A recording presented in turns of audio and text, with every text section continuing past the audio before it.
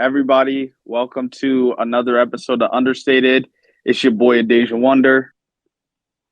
Oh, shoot. Yeah, that's right. Totally forgot about this. Ken Wall. You already know Ken Wall. Yeah, it's been a while. And you are now tuned into another episode of Understated. Let's get it.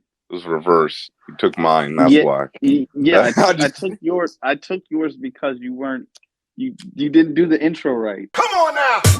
You know, we're not the most consistent music show, but when we do come back, it's for a reason. It's for a reason. Yes.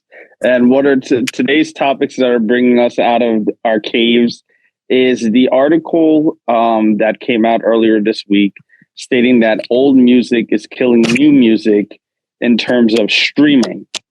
And that'll be our first topic of today. And then our second topic will be this whole Spotify, Joe Rogan Experience conflict that is going on, especially with Neil Young requesting his music be pulled off of the platform, followed by Tony Mitchell. And then I feel there was another, I believe it's her name. She's a professor.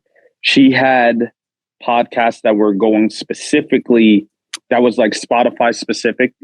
And she has threatened to stop working with the platform as well. So we'll get into the implications of that and what Spotify should possibly do.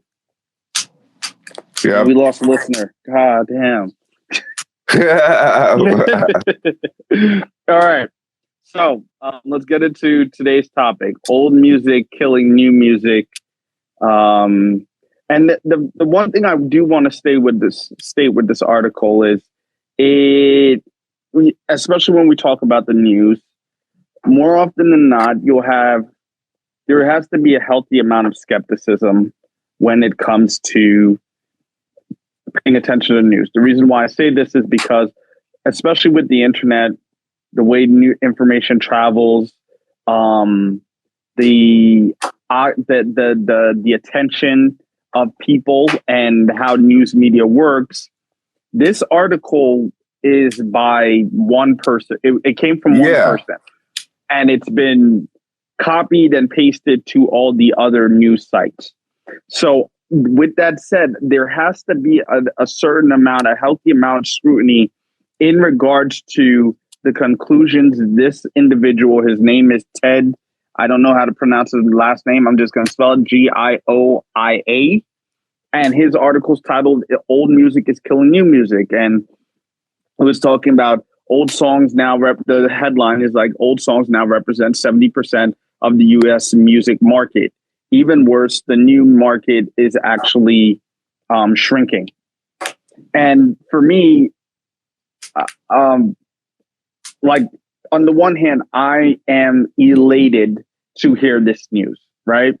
I make it no secret that I think a lot of the new mainstream music, I'm going to put it that way, is, for lack of a better word, not good.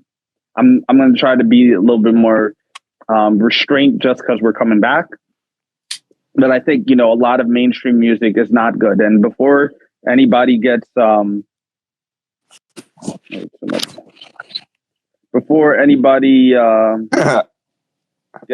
self-righteous about me saying about the new music, you can, you could save that, and you could tell, you could go search for it BS later, because and hopefully you could understand my accent as well.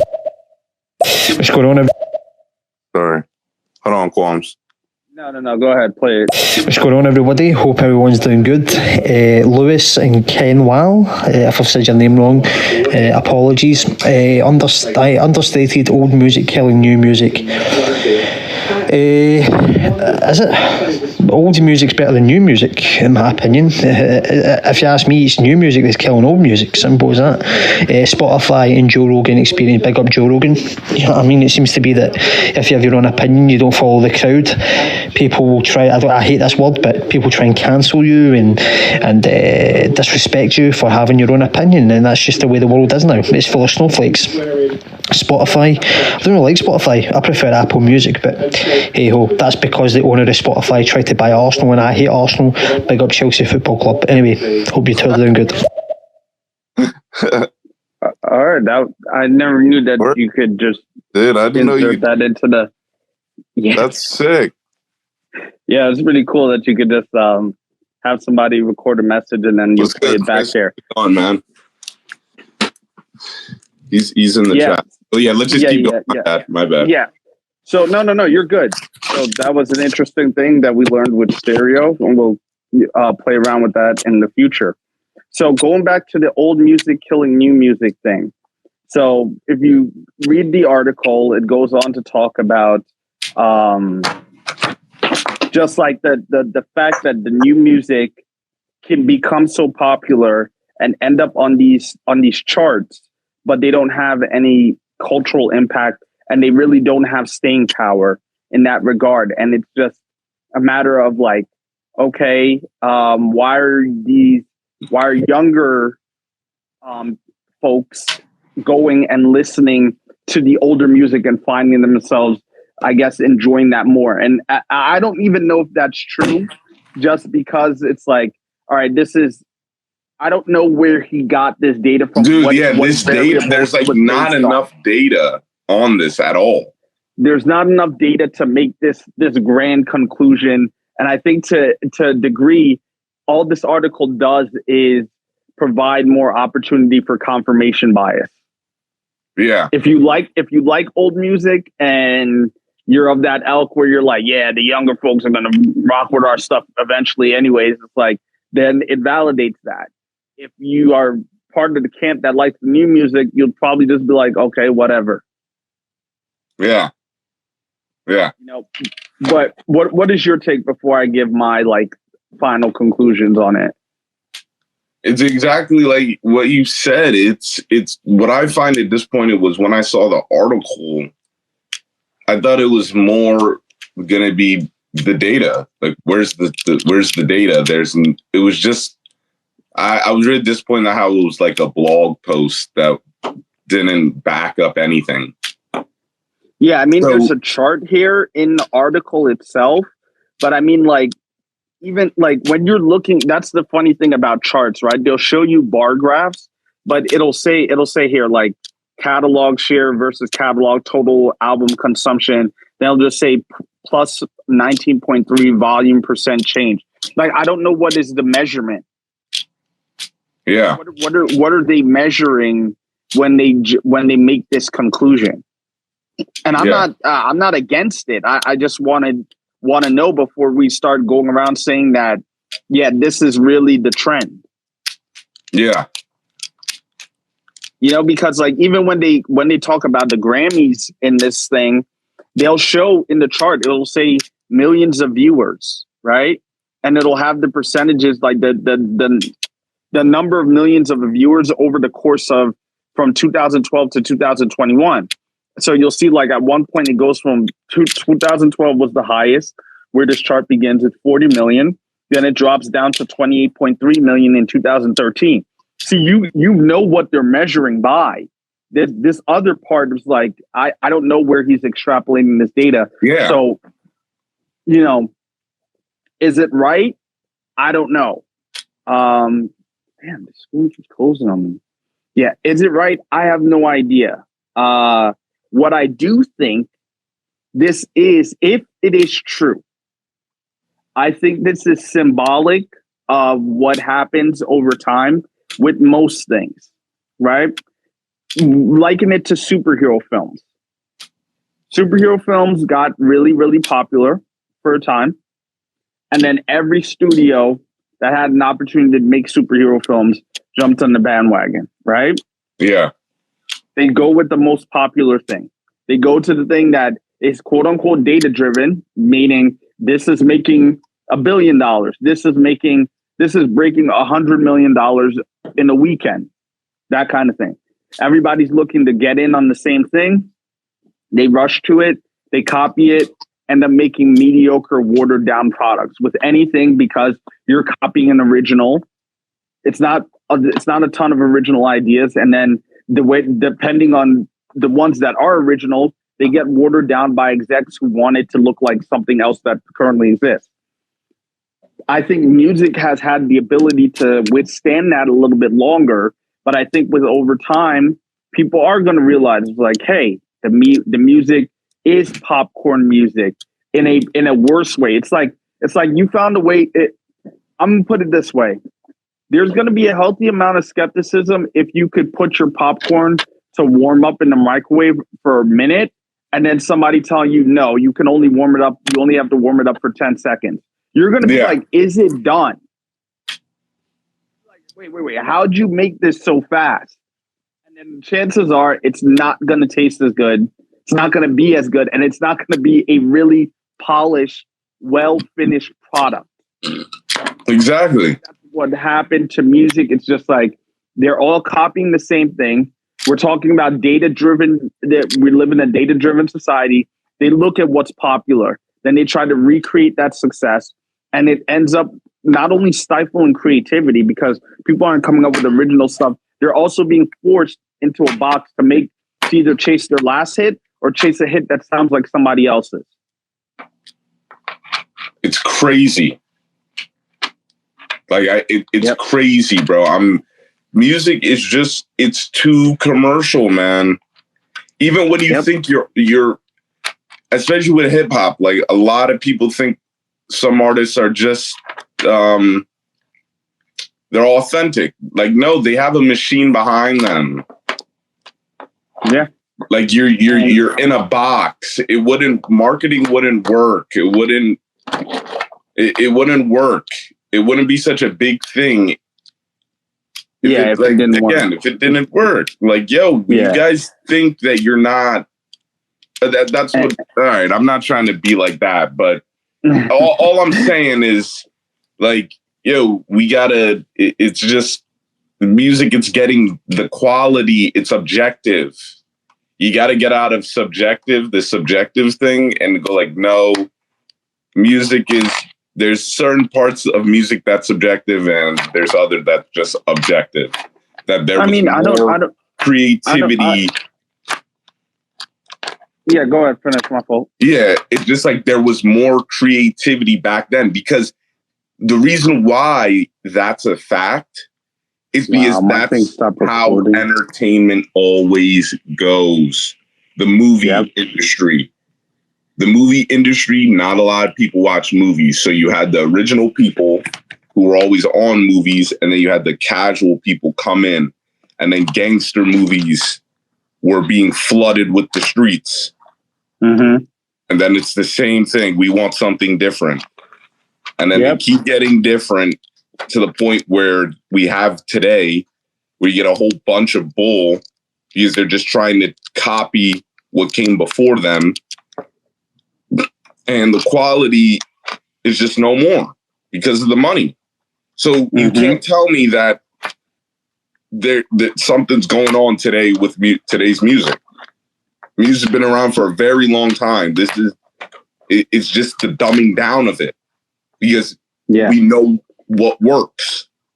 Yeah, and the problem is the good stuff has a very hard time rising to the top because the volume of the copycats, the volume of the easier to promote product, it gets pushed up just as quickly, if not more, than the recording.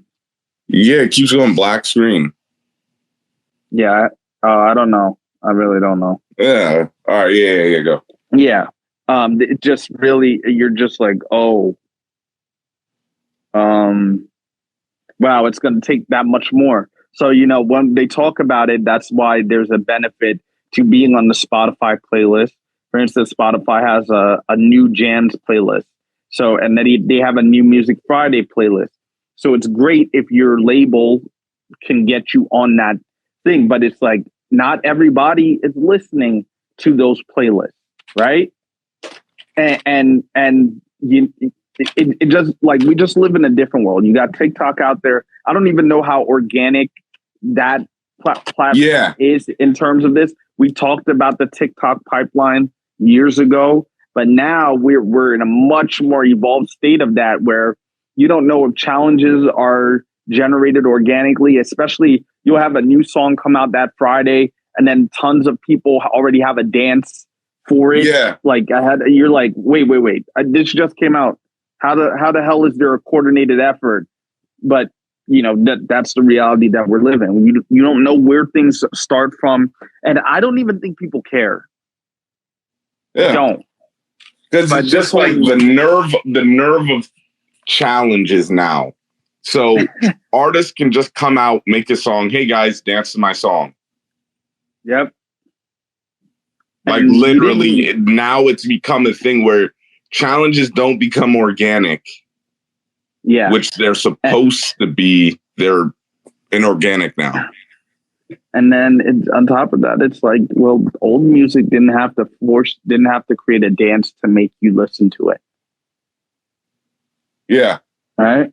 You didn't have to do that. You didn't have to do challenges to convince a mass amount of people to adopt your song. And that's just a symptom of our time. I'm not going to go into the sheepish nature of challenges. But those are the symptoms of our time. I think it's if this article is true, it's a very good thing, because it will allow for a younger generation, a different audience, to see the quality of music that they've been missing out on in terms of substance, lyricism, musicianship that isn't just automatic, like crafted in the studio sorts of things. And that's not to say that those things are bad. Like, obviously, the DJs, producers, they have their skills. They have great skill sets. But I'm just saying, like, there's a whole vast array of things that are missed out on if you only listen to current music. Yep. So yeah, I agree. That's that. I think that's a good way to end on it. Yeah. Yeah. Now let's go to this guy. This is big, bro. This one's really big. Yeah. This is the biggest topic. Yes. Spotify and the Joe Rogan Experience. Spotify and what are they gonna do? So, controversial figure. I mean, he's controversial if you really buy into the hype of where the controversy is. But basically, musician Neil Young, earlier this week or the week prior, towards the tail end of the prior week, basically wrote a letter to Spotify saying, hey, take my music off your platform if you're going to have Joe Rogan on there with his podcast, which spreads misinformation, particularly about COVID and the vaccine. So he wanted his music to be taken off the platform as a show of non-support, right? So this brought about several articles. It's like, oh, Neil Young wants to come off the platform. Will Spotify let him off? Well, shortly after, Spotify basically said, hey, we're going to take Neil Young's music off of our platform, but we wish Neil Young the best, and then we wish he comes back. Shortly after, Apple Music was like, yo, we're friends of Neil Young. We'll have all his music on our platform. That's pretty funny. But the reason why all of this is happening is because of the controversial statements or opinions that come out of Joe Rogan's podcast. Right now, the focus is on COVID and the guests that he has on his platform that don't say factual things about COVID. I would rant on this for a long time, so I'm going to give you an opportunity to speak and share your thoughts first before I chime in.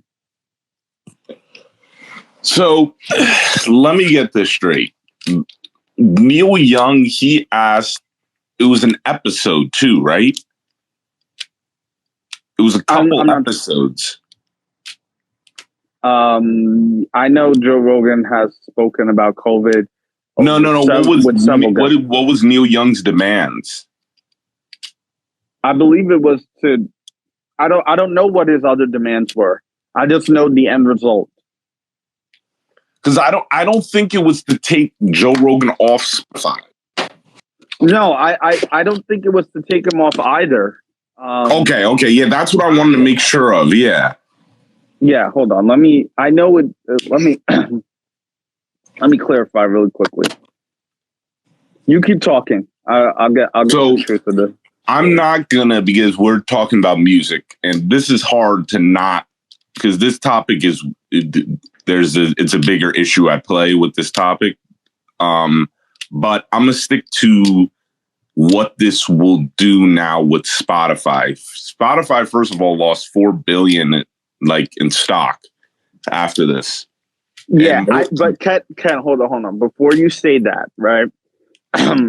I think it was coincidental about the Spotify losing its stock value, because think about it, like you don't pay attention to stocks as much, but the market is going through a correction period. So like all these stocks took a huge hit last week while this was going on. Yeah. So this is an example of like it's just a mere coincidence. Okay. I think that's my personal opinion. I think it's a mere coincidence. Okay. Yeah, but more artists will follow, without a doubt. Mm-hmm. So everyone has been put on notice, I think, all these streaming platforms when it comes to this, because this can really separate a lot of things. Mm-hmm. And I want to know what's going to happen now with these platforms. Okay. So going to, I got it here. It said, Neil Young published an open letter demanding Spotify remove his music because he didn't want to share the platform with podcaster Joe Rogan. Okay. He said, I want you to let Spotify know immediately today that I want all my music off their platform. He said, I am doing this because Spotify is spreading fake information about vaccines, potentially causing death to those who believe the disinformation being spread by them. Please act on this immediately today and keep me informed on the time schedule. Okay. All right. The craziest thing is I heard that this letter was it was deleted. Like, I don't think it was, I don't know how it got out. Really?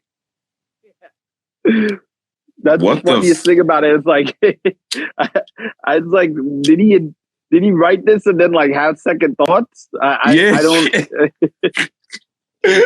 Like, oh, but yeah, shit. So I know there's another. Who was it? Who also joined him? I think it's some artist with a C. Her name starts with a C, but she joined in on this.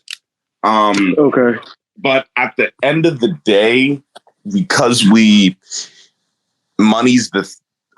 the attention, Spotify, it is going to have, I feel like, for the people who have the power, they can do it. They'll be able to do it. But obviously, you got to play the game, bro. Not everyone's on that level. So we got to be real. It's like, yeah, this is great, but you're not going to see your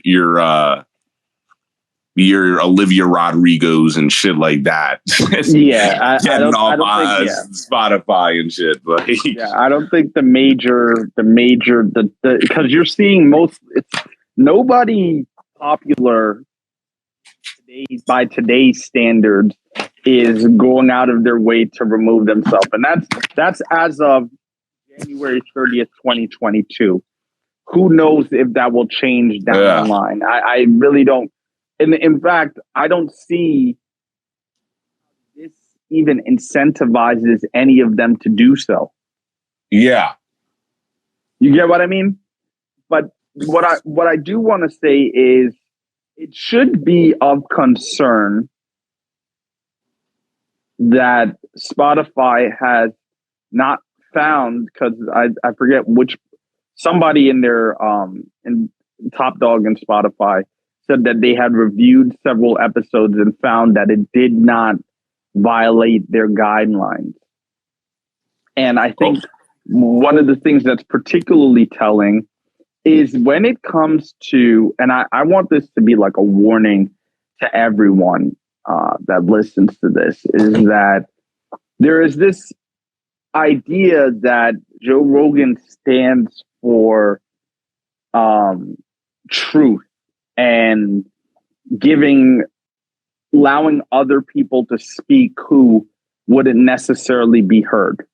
I will agree to the second part about other people speaking things that being given a platform to speak that they probably wouldn't have gotten otherwise. What I do have an issue with is that the ammunition surrounding this figure of Joe Rogan and what he represents doesn't necessarily come from Joe Rogan himself, meaning I don't hear Joe Rogan typically defend himself because he's not ever invited to, and I'm just going to say mainstream media, but he's not invited to platforms that challenge him on the things that he is discussing with people that have alternative thoughts from the mainstream. And he is never held to the fire for the things that are promoted on his platform because, as he states, he's dumb, he's an idiot, he doesn't really know anything. So for that reason, you can't hold him accountable because he's just letting the more knowledgeable people express themselves, right?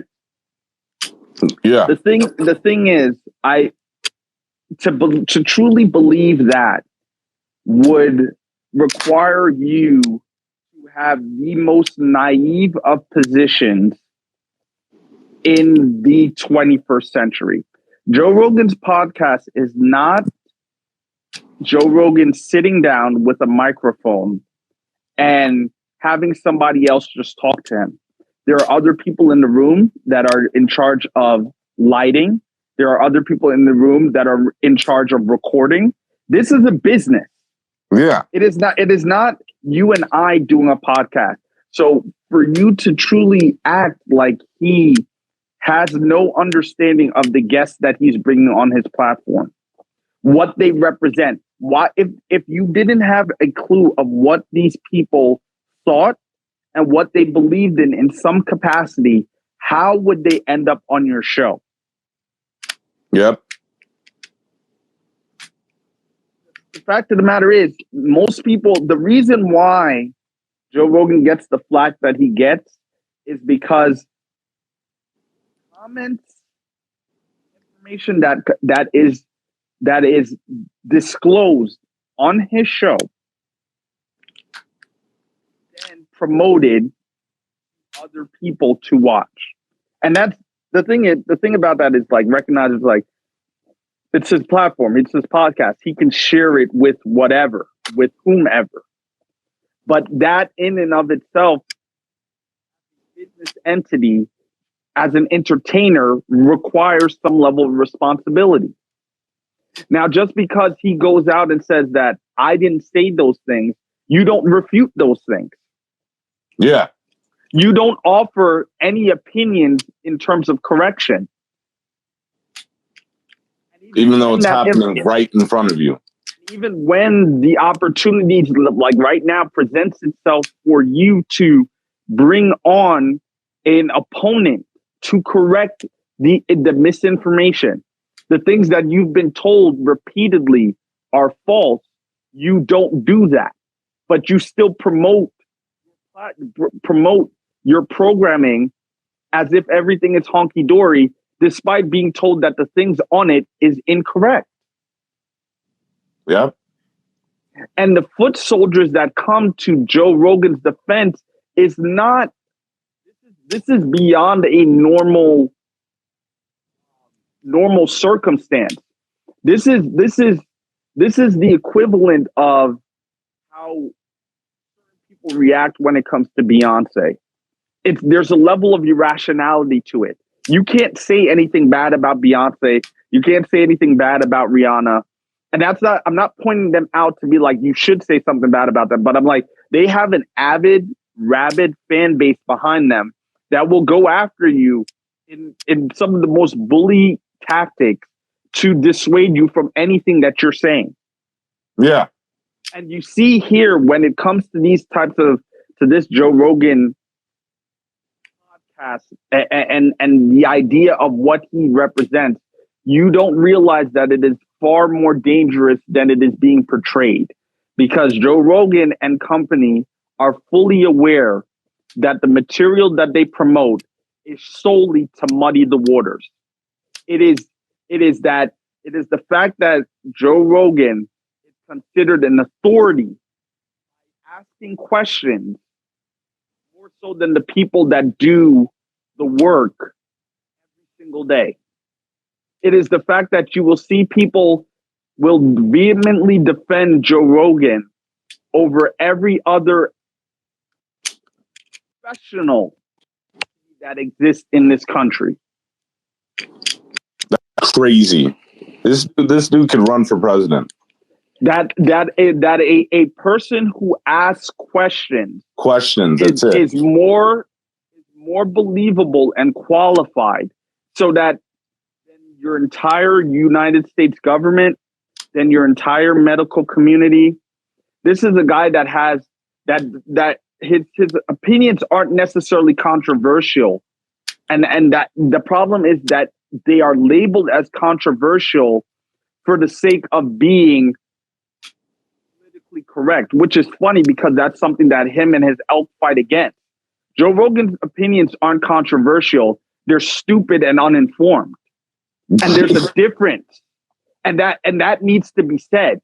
It is that when Joe Rogan speaks, and I've listened to his podcast more times than I've wanted to, there are things that he says that can easily be dismantled because they do not follow a logical line of reasoning. And he oftentimes comes to the wrong conclusions about the things that he says. And the problem is people are afraid or have the inability to call him out on it at the moment. Exactly. But this is the person, but this is the person, this is my last point. This is a person that has a pulse, a very strong hand in terms of influencing not only young people, but older people that listen to him. They hang on his every word. And he also has the older people, he also has politicians. So if somebody has that level of influence, and this was a problem that I saw since the 2016 election with Trump and everything. It's like Joe Rogan's like, I will bring on, I interview everybody, everything's sweet. But the majority of his stuff, he does not bring on left-leaning politicians. Yeah. Or people that believe in that stuff. And it's like, I don't want to hear about Bernie Sanders. It's like that's one example.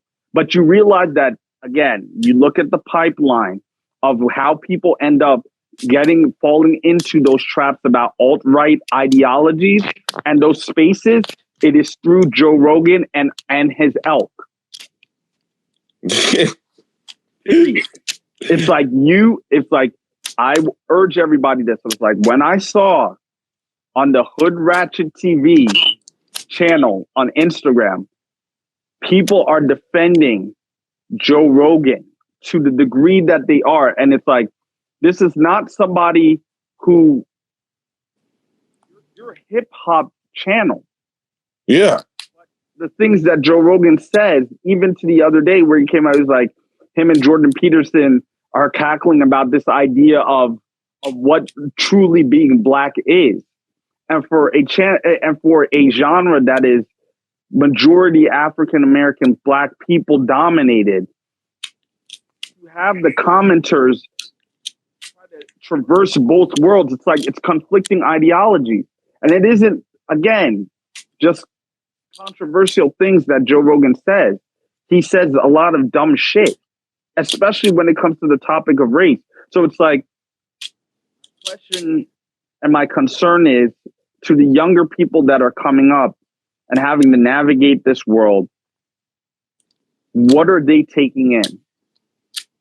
All of it, you can't be anti everything and then still expect the world to work the way that it is. Because for the people that are just strictly anti-government, it's like when your roads aren't fixed, when certain things go wrong in the community, like natural disasters, it's like, who do you turn to? This isn't a pro-government stance, but to act like everything in government and the way the United States runs is a mockery. It's all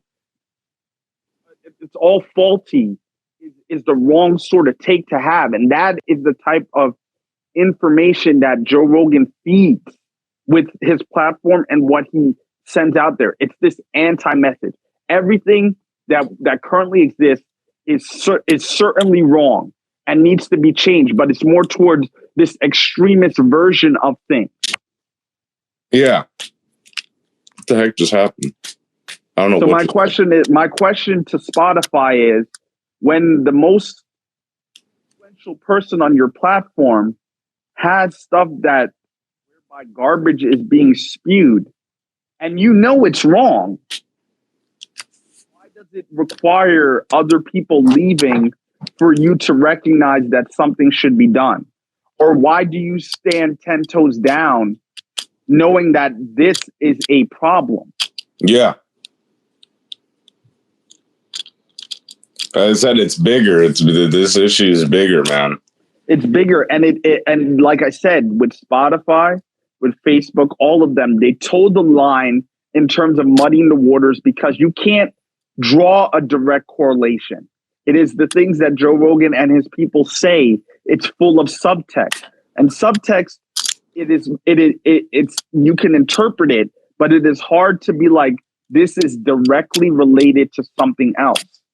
And when you operate in that gray area, that's what allows these ideas to become pervasive. But this is what radicalizes people. This is what pacifizes people to a degree as well. And it's like, Spotify, what are you doing? Yeah. Spotify could take down those episodes if they wanted to. Spotify could say that we had a conversation with them. They're like, yo, you cannot be doing certain things. Yeah. Especially when it comes to COVID, because that's what a lot of this is about right now. We could go on about Joe Rogan for days, but it's like, that's what this is about. But it's like the platform itself, a music platform. It's like, crazy. Pivoting to the podcasting space, but it was like, you realize the bulk of your inventory is music. Music. Wow. Like, my question goes back to you. It's like, what the fuck does Joe Rogan have to do with music? And I say that not to be like, oh, but he generates money. I'm like, at the end of the day, your legacy is music. So when it hits the fan, the question is going to be like, why didn't you do something about the problem that had nothing to do with music? Yep. We will see. Taking their stuff off. Like I said, it's only one podcaster that I know of that's like, she's like, I'm not doing the podcast anymore with Spotify. But I'm like, it's musicians leaving your platform. You're known for music. Yeah. You know, that's crazy. That is crazy. That's my take on that. But here's all right. Yeah. But here's the thing. Like, no, go ahead. Here's the thing. It's just something small. It's like Neil Young. Again, I don't understand why people have such a big deal about it in terms of the Joe Rogan fans, because this doesn't affect anybody but Neil Young. That's the reason why I liked how he did it. He just he was like, yo, remove me. I didn't say, I don't want you to remove any episode or anything. Just remove my music, and we'll just keep it moving. Yeah, you'll just keep it moving. But it was this that you see it in the comment section. It's this who. Oh yeah, who you hate Joe Rogan because he speaks the truth. You hate Joe Rogan. It's like why are you assuming? Why can't you just move along? Like that's the thing. It's like, not everything you got to comment on, right? Not every news People are going to do that. People are going to do that anyways. But it's like I said, it's that anti sentiment, and it's like when you have young people, that's what, and it goes back to, it's like, even we could tie this into the old music thing versus new music. It's like, I don't listen to Neil Young's music, but I've heard of him on several occasions. Neil Young, by all intensive purposes, a legend when it comes to American music. Right? Yeah. So what happens when you have younger, newer generation willing to disrespect your legends? Yeah. For the sake of what you're not having structure. But Ken, the reason why I'm bringing that up is it's tied to a conversation that we had a very long time ago. Yeah. When it came to hip hop, about the new school constantly disrespecting their legends. And that's why you have to have people talk about it. It's like, why do these rappers, why Jay-Z have to get inducted into the Hip Hop Hall of Fame? It's because you've set up a bad structure whereby you allow very little the hard work that you had to put in at the time you had to put in and the world that you did it in, and they're allowed to disrespect you. Because one of the funniest things that I learned was Neil Young, this isn't his first time protesting against something. He's always spoken out.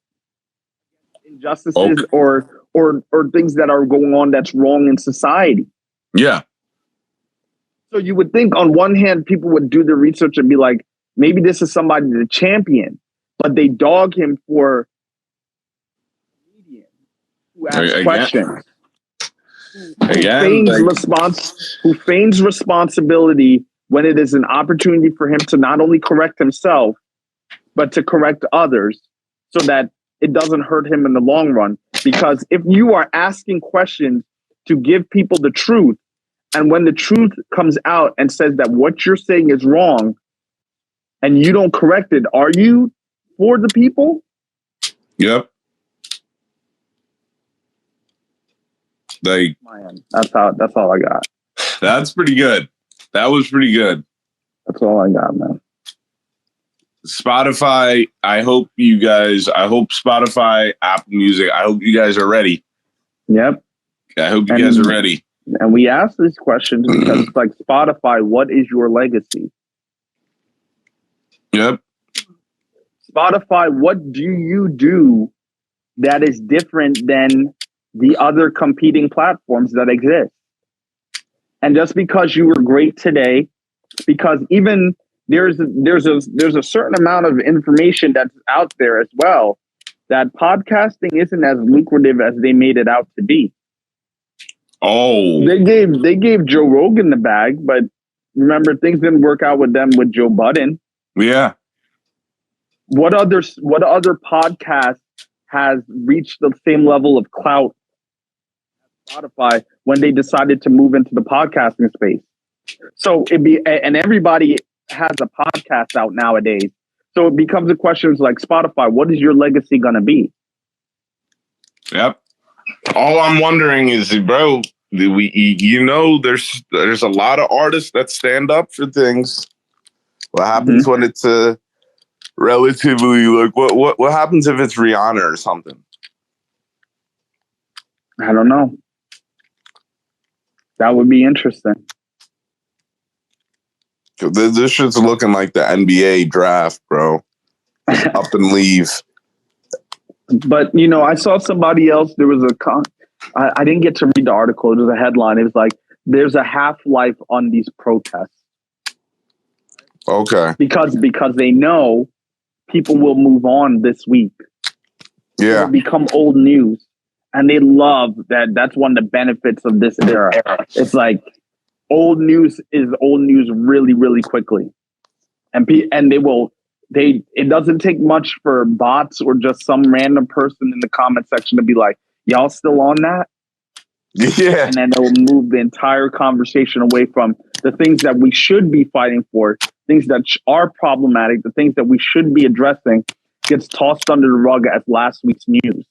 Yeah. And then we wonder why it keeps coming back up. Like it's crazy. This certainly isn't the first time. It's not going to be the last time Spotify has to deal with this Joe Rogan mess. Yep. And it's going, I'm more likely to bet that it's going to get worse as time goes on. Exactly. That's what I'm thinking. Yep. So that's pretty much it, man. Yeah, man. I thought it was important for us to come out and talk about this. Yeah, bro. What are you gonna do? All right, bro. All right. As always, guys, you guys just finished a new episode of Understated. Yes. Of Understated, baby. We don't know when we'll be back, but just know we coming. Yeah. Yeah. That's pretty much it. Yeah, we're back to it. Yeah, that's pretty much it. Yeah. All right. Ken Wall, it was good talking to you, brother. Yep. All right, bro. As always, man, keep it greasy, bro. Peace. Yeah.